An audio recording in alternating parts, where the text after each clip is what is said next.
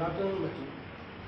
आज आपको आपका लेसन चल रहा था रासायनिक बलगति, जिसमें हमने आपको पढ़ा दिया था अवक्रियाओं के प्रकार और अवक्रियाओं की कोट तथा अवक्रियाओं की आणविकता।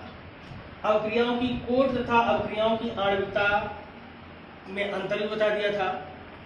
अब कोट के आधार पर अवक्रियाओं के प्रकार आज आप जानिए।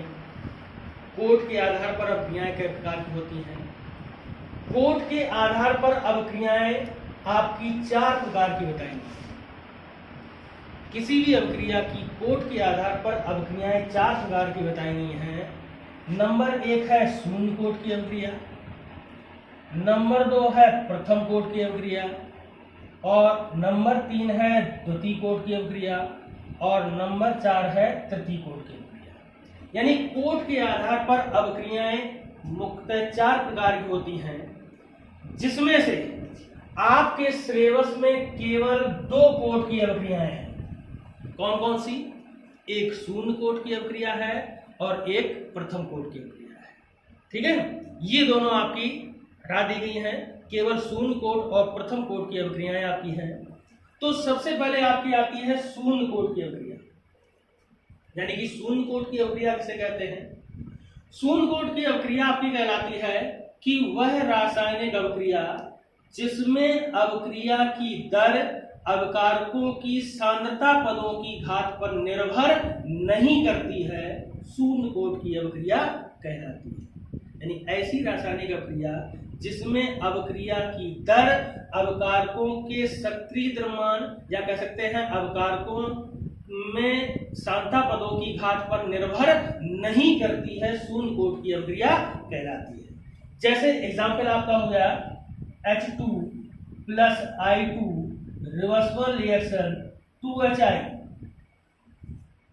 ये आपकी एक शून्य कोट की अवक्रिया कहलाएगी, क्योंकि इस रासायनिक अवक्रिया की जो दर है वो अवकारकों की सांद्रता पर निर्भर नहीं करती या सांद्रता पदों की घात पर निर्भर नहीं करती है, इसलिए ये शून्य कोट की अवक्रिया आपकी कहलाएगी। अब शून्य कोट की अवक्रिया के बाद फिर इस शून्य कोट अवक्रिया का समीकरण आता है और उसका निगमन भी आता है। क्या निकल के आता है वो आपको हम जानकारी देते हैं। तो हेडलाइन पड़ेगी शून्य कोट अवक्रिया का समीकरण। शून्य कोट की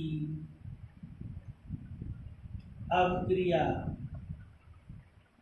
का समीकरण।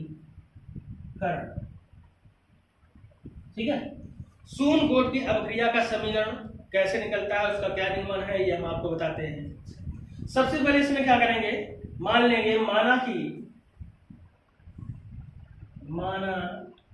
कि शून्य कोट की अवक्रिया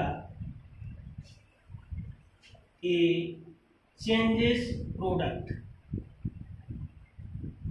यानी कि उत्पाद, कोई उत्पाद आपका हो सकता है, ए चेंजेस प्रोडक्ट बनाता है। ये हमने मान ली कि ये किस कोट की अवक्रिया है? शून्य कोट की अवक्रिया है। ठीक है, अब इस अवक्रिया के लिए सबसे पहले हम ये मानेंगे कि जब समय t = 0 था, जब समय t = 0 था, उस समय ए क्या है? अवकारक। अवकारक की सांद्रता स्मॉल a थी। अब क्रिया प्रारंभ नहीं हुई होगी तो प्रोडक्ट नहीं बनेगा, यानी प्रोडक्ट क्या होगा? 0। कुछ समय बाद, यानी कि t समय बाद, मान लो t समय बाद, जब अवक्रिया प्रारंभ हो जाती है, जब अवक्रिया प्रारंभ हो जाती है तो प्रोडक्ट आपका बन जाता है x। प्रोडक्ट क्या बन जाता है? x। तो इस अवकारक की सांद्रता क्या हो जाएगी? a minus x. ए में से x आपका उधर निकल गया, a माइनस एक्स बचा। फर्स्ट ईयर में आपने एक नियम पढ़ा होगा जिसे कहते हैं द्रव्य अनुपाती क्रिया का नियम। उस द्रव्य अनुपाती क्रिया के नियम में ये बताया गया है, उसके अनुसार ये बताया जाता है कि किसी भी पदार्थ की क्रिया की दर उसके अभिकारक के सक्रिय द्रव्यमान के समानुपाती होती है, अथवा किसी अभिक्रिया की दर अभिकारकों के सक्रिय द्रव्यमानों के गुणनफल के समानुपाती होती है। तो इसके बाद इस शून्य कोट की अभिक्रिया में हम आगे वही सूत्र के अनुसार हम इस अभिक्रिया की क्या निकालेंगे, दर। इस अभिक्रिया क्या निकालेंगे, दर। तो लिखेंगे अभिक्रिया की दर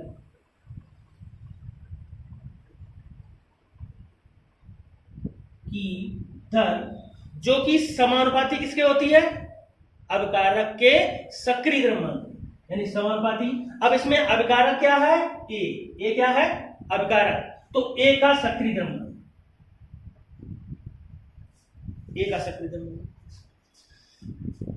ये भी आपको मालूम होगा, फिर से भी बताया गया है कि किसी भी अभिक्रिया की जो दर है उसको हम dx बटे dt से प्रदर्शित करते हैं। तो किसी भी अभिक्रिया की दर यानी कि जिसे हम dx बटे dt से प्रदर्शित करते हैं, यहां इसमें लिखेंगे dx बटे dt और समानुपाती अभिकारक A का सक्रिय द्रव्यमान। अब देखिए ये जो अभिक्रिया आपकी थी ये किस कोट की थी, शून्य कोट की। और शून्य कोट की अभिक्रिया की परिभाषा हम आपको बता चुके हैं। क्या बताई कि किसी भी रासायनिक अभिक्रिया की दर जो है वो अभिकारकों की सांद्रता पदों की घात पर निर्भर नहीं करती है, यानी कि उस अभिक्रिया में जो अभिकारक होते हैं उनकी सांद्रता पदों की घात क्या होती है, 0, शून्य होती है। तो यहाँ भी अभिकारक क्या है, A, ठीक है। तो अभिकारक A की सांद्रता ये हो गई, इस पर घात क्या हो जाएगी, 0 हो जाएगी, ठीक है। तो यहाँ पर dx बटे dt समानुपाती A का सक्रिय द्रव्यमान पर पावर क्या हो जाएगी, 0 हो जाएगी। अब ये आपको जानकारी होगी कि जब हम समानुपाती या अनुपाती का चिन्ह हटाते हैं तो उसके बाद बराबर का चिन्ह आता है और एक कांस्टेंट आता है जिसे नियतांक भी कहते हैं, नियतांक आता है, ठीक है। तो यहां पर आपका क्या हो जाएगा, dx बटे dt और ये समानुपाती का चिन्ह हटाएंगे, इसकी जगह कौन सा चिन्ह आ जाएगा, बराबर आ जाएगा और एक कांस्टेंट आ जाएगा, कांस्टेंट k, ठीक। और इंटू A का सक्रिय द्रव्यमान पर पावर क्या हो जाएगा, 0 हो जाएगा। अब अगर हम यहाँ पर ये सांद्रता का मान जो आपका t समय बाद ये रह गई थी, यहाँ अगर इसका मान रख दें तो आपका हो जाएगा dx बटे dt बराबर k into A minus x की पावर 0। ये आपका बनेगा या करके। और एक चीज और आपकी, ये आपको जानकारी होगी, नहीं होगी तो हम बता दे रहे हैं। अगर किसी भी संख्या पर घात, कोई संख्या हो या कोई भी हो, उस पर घात अगर 0 होती है तो उसका मान कितना होता है, उसकी वैल्यू कितनी होती है, 1। कितनी होती है, 1 होती है। यानी किसी भी संख्या पर अगर घात या किसी भी अक्षर पर घात आपकी 0 है तो उसका मान कितना हो जाता है, 1 हो जाता है। तो यानी कि यहाँ पर x माइनस 1 की पावर क्या है, 0, यानी इसका मान कितना हो जाएगा, 1 हो जाएगा। तो यहाँ पर आपका समीकरण बनेगा dx बटे dt equal to k into 1। आपको बन जाएगा। ये अब आगे देखिए, ये आपका हो गया। तो यानी समीकरण आपका बना dx बटे dt बराबर k, ठीक। इसलिए हम क्या करें, इसको 3 गुणा कर दें, ट्रांसफर इधर कर दें, तो आपका हो जाएगा dx बराबर k इंटू dt। इसको डाल दीजिए आप समीकरण नंबर 1, ठीक।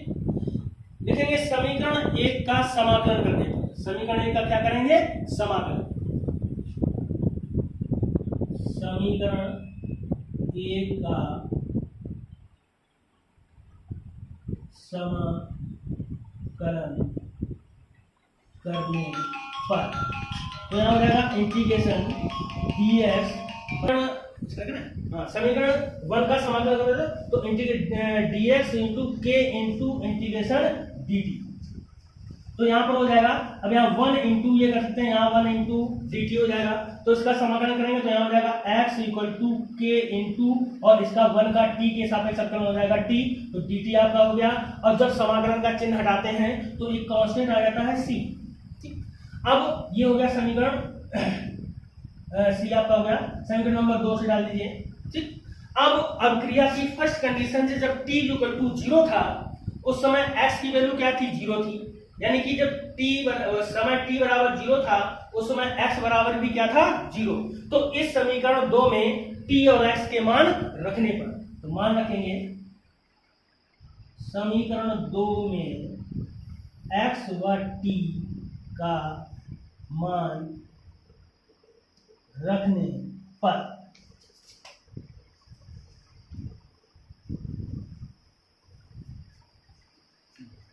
तो समीकरण आपका बनेगा x के 0 हो जाएगा तो यहाँ हो जाएगा 0, यानी कि आपका हो जाएगा c इक्वल टू 0। जब यहाँ 0 हो जाएगा, यहाँ भी 0, यहाँ 0 रखेंगे तो गुणा होगा तो मल्टीप्लाई, तो 0 हो जाएगा तो c इक्वल टू क्या आ जाएगा 0। अब लिखेंगे c का मान समीकरण 2 में रखने पर, c का मान समीकरण 2 में रखने पर, तो आपका समीकरण बनेगा x equal to k into T और प्लस c का मान 0 हो तो यहाँ 0 हो जाएगा, तो समीकरण बनेगा x equal to k into t, जहाँ k क्या है एक वेक्टर स्थिरांक है, इसका अगर मान निकालेंगे तो t आपका इधर पक्षांतर हो जाएगा, तो आपका आ जाएगा k equal to x upon t. यही आपका शून्य कोट की अभिक्रिया का समीकरण निकल जाता है। आगे आपका नेक्स्ट प्रथम कोट की अभिक्रिया का समीकरण होगा।